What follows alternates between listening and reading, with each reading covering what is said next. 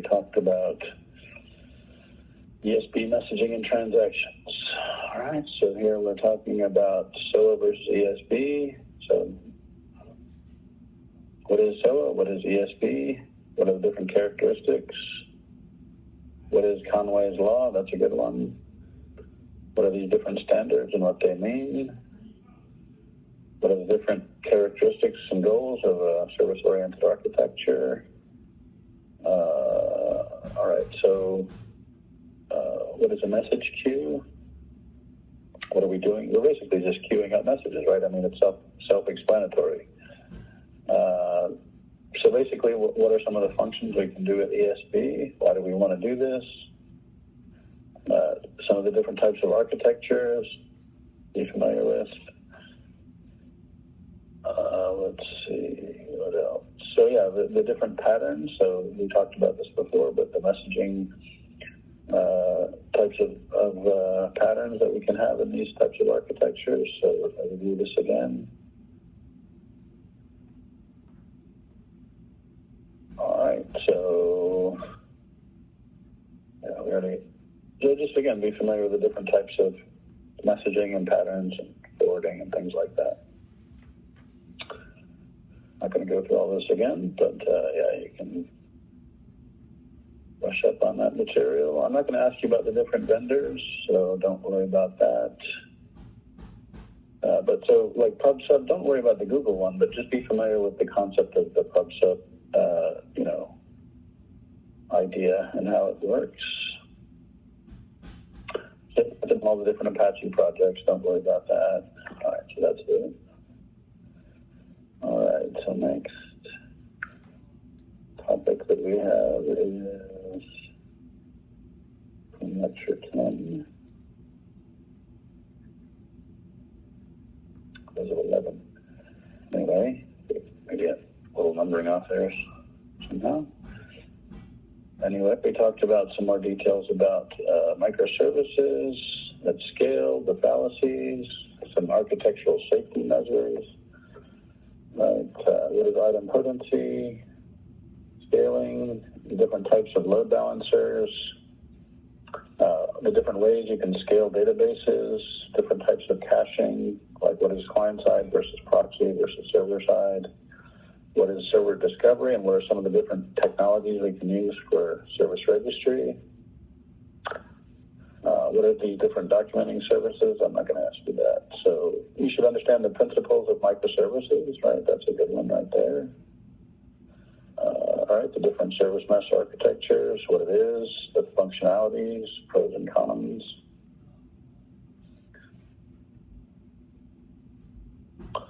So BI, what is business intelligence? What is the data processing chain? What are the different components in here? What is cleansing preparation, for example, data mining? Let's see. I'm not going to, so I mean, just the definitions, like what is OLAP, what is predictive analytics, that sort of thing. So in the designing visualizations piece here, let's see. So you should understand the difference between a presentation and a visualization.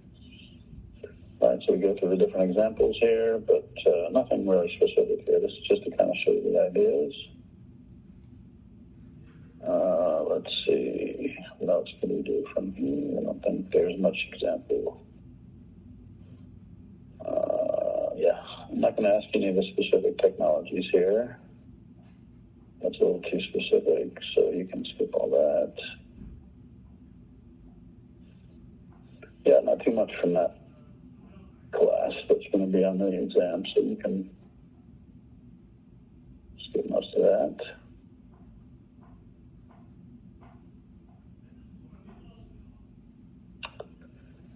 All right, and that takes us to the security lecture. All right, so this is the enterprise security. So here we're talking about, let's see, the different components in security, protocols, technology. Right, so again, how does SSL work? What is a certificate authority? How does the PKI infrastructure work? What are the different components, right? So we've covered these topics a few different times over the semester, so that should kind of instill you how important it is, because it pops its head up in lots of different places. So how these types of attacks work, like man in the middle, and how it can be protected with certificates, for example. Let's see. What is CIA? Confidentiality, integrity, availability. What is repudiation and authenticity? What is vulnerability? So lots of definitions here. You should just be aware of the definitions. That might make a good mix and match type question, for example. These things in orange, you see. What do we mean by attack surface? What are these different security bodies and standards? KPAC, OWASP, CVE, CWE, CVSS, STRIDE. So just go through these slides and make sure you understand the different groups and organizations and what they're responsible for. That's just a fun example. So these are just some examples. You don't have to know that.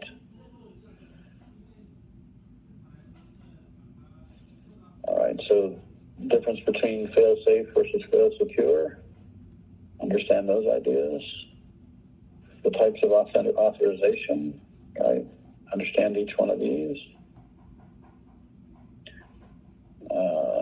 Don't worry about that. That's just some examples and stuff. So let's see. So that might, maybe there's a question about what is not a form of information leakage, right? Or what is a form of hacking? So those types of questions. So yeah, here's a great illustration of symmetric. So understand this, understand the asymmetric versus symmetric, and what's the difference, and how there might be a question like, which is the key you use to encrypt a message, which is the key you use to decrypt the message, the private key, the public key, whose key, that sort of thing. All right, so don't worry about these specific use cases.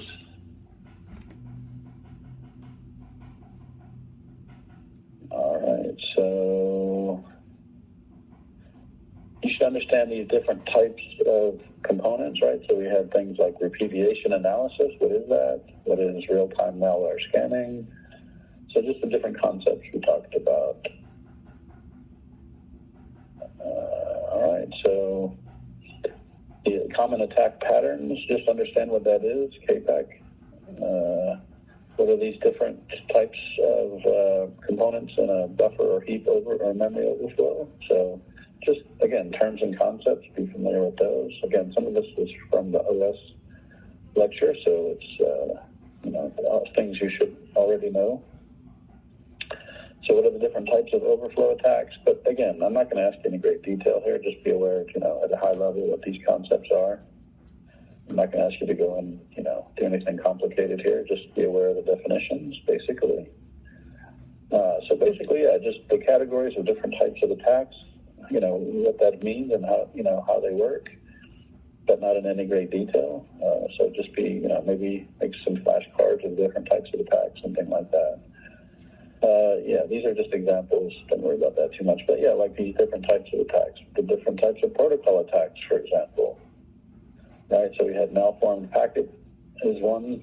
We had the Smurf attack is another. Right, amplification attacks, like this DNS amplification attack. So SQL injection, what does that mean? How does it work? That little cartoon is an easy way to remember. It's quite humorous. So what are the different query types? How do we protect against it? Go through this example if you don't recall. So yeah, here we have the fix. The different tools we can use to protect against it. So this is still a pretty popular and frequently used type of attack. So you should be well familiar with the different types of input validation, for example, the different, concepts. Don't rely on client-side validation, for example, here.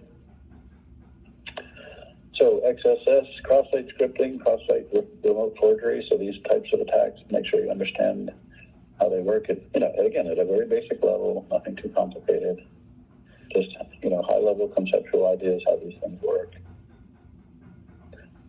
All right, so you can take a look at that. So just make sure you understand the difference between the two.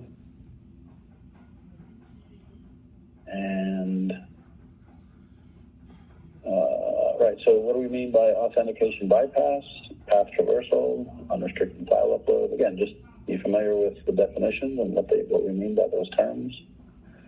Let's see. So what is ASLR? Right, why do we do that? What is a canary? What is StackGuard? So again, just make some flashcards maybe to remember these different terms and what they mean. That's a good suggestion. So I'm not going to go into the different like C library functions and how you do that stuff. That's maybe a lot of you probably aren't writing C code, so not that important. But just to kind of show the idea. So don't worry about that too much. But again, these different protocols, the security protocols, you should be you're responsible for these protocols as they're listed here. All right, let's see, what else? Not too much here that's relevant for exam. Let's see.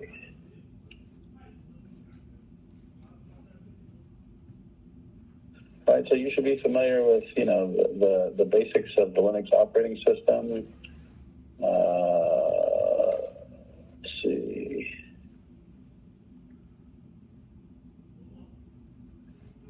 Anything here?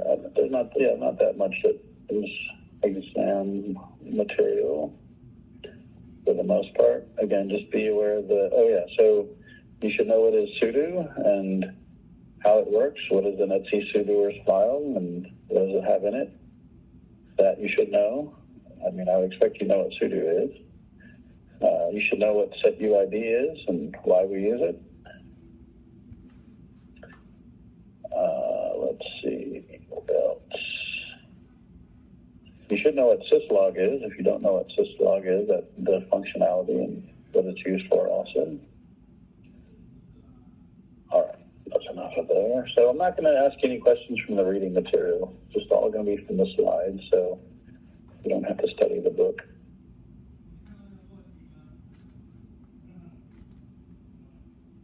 All right, last but not least, lecture 12.